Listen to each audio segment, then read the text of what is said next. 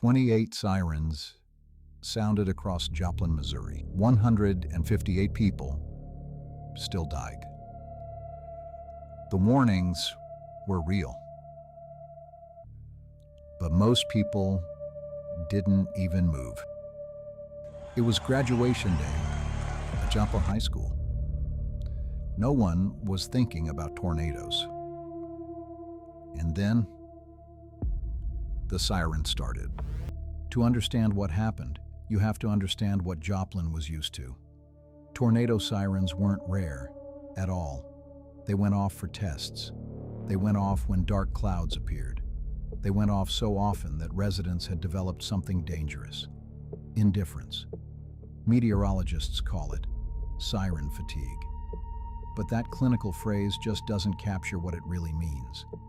It means that when the most violent tornado in 60 years was bearing down on your city, most people finished their dinner. April 2011 had been the most active tornado month in recorded history. 758 tornadoes.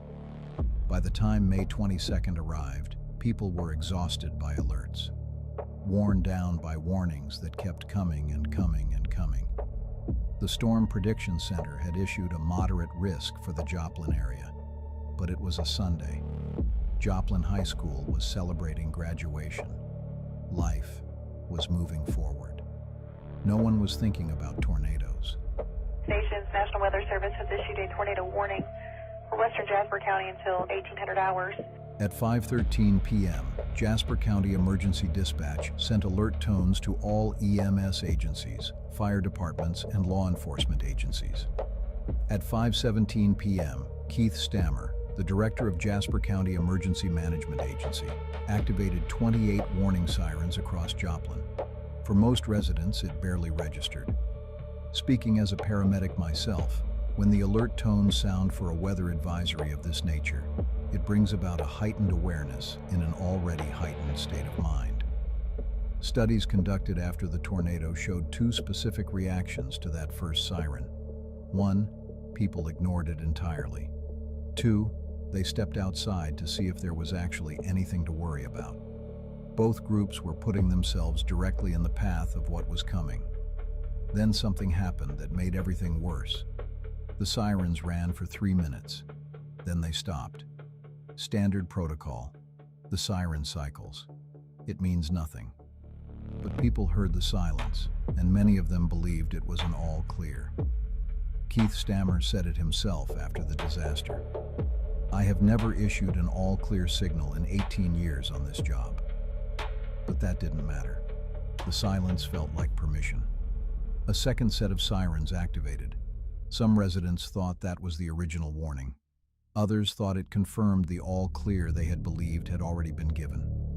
The system had become so routine, so frequent, so disconnected from real danger, that when real danger arrived, it was indistinguishable from noise.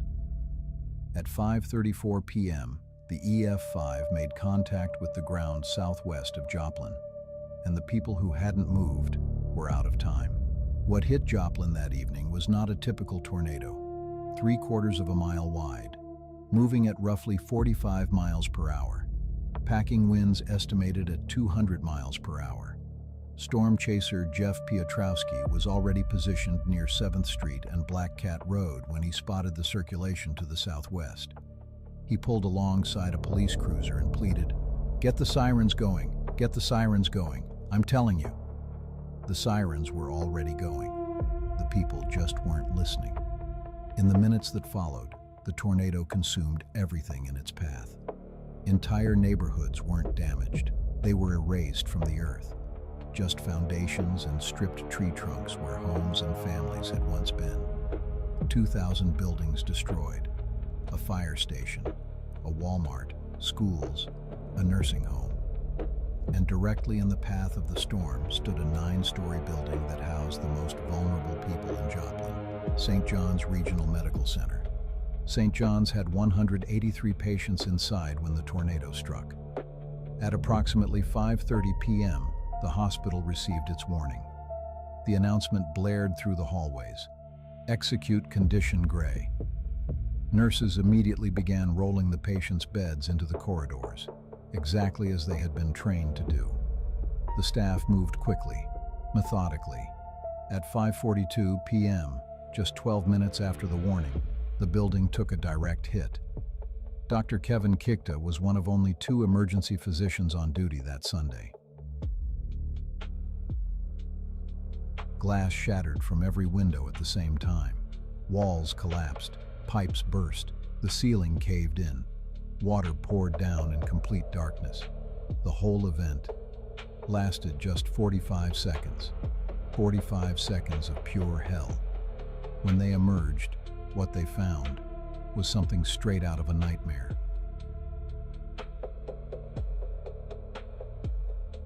The power was gone. Not just the main power, but the backup generators had failed. Every ventilator in St. John's Medical Center went silent, deathly silent. In the ICU, a nurse came running down the darkened corridor screaming, "I've got patients dying up there!" Staff were told to go back up and manually ventilate air into the patient's lungs in the darkness. No power, debris on every surface, gas leaking from broken lines.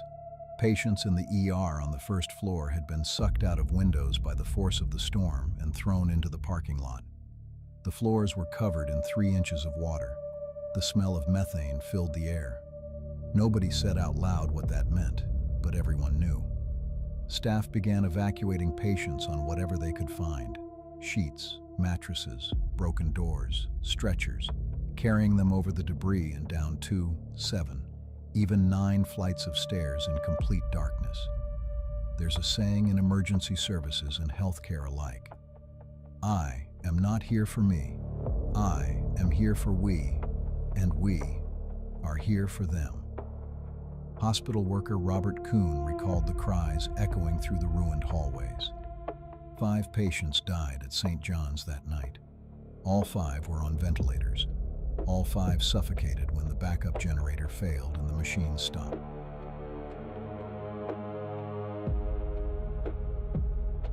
The warning failure and the hospital catastrophe are not separate stories. They are the same story. Because siren fatigue didn't just affect the civilians who didn't shelter. It affected the city's entire capacity to respond. When warnings were ignored, people weren't sheltering. They were driving. They were in parking lots. They were standing on porches watching the sky. When the tornado hit, casualties were immediate and catastrophic. St. John's, already overwhelmed with 183 patients in a destroyed building, was simultaneously receiving a surge of wounded civilians from the surrounding neighborhoods. Staff were carrying their own patients out in the dark while new victims were being brought in from the street. The hospital wasn't just hit by a tornado. It was hit by a tornado and by the consequences of a city that had not taken shelter. NOAA's Deputy Director Catherine Sullivan said it clearly in the aftermath. This was a warned event. She said it twice. 158 people hear or could have heard that warning. 158 people are now dead. After the disaster, NOAA interviewed over 100 Joplin residents. Their formal recommendation? Develop a non-routine warning mechanism, something that makes it unmistakably clear that this one is real. That system still doesn't fully exist. Wireless emergency alerts, the ones that make your phone scream in the middle of a quiet church service? Those became more common after Joplin, but siren fatigue is still documented in weather preparedness research. People still step outside to look. People still assume the silence means that it's over. Joplin rebuilt. St. John's was demolished and built anew. The scars are visible if you know where to look. But the behavioral pattern that killed 158 people, that is still there. That is in every city. It is in every person who hears a siren and thinks, it's probably nothing. The sky gave Joplin a warning. The system gave Joplin a warning. Storm chasers, meteorologists, sirens, all of them gave Joplin a warning.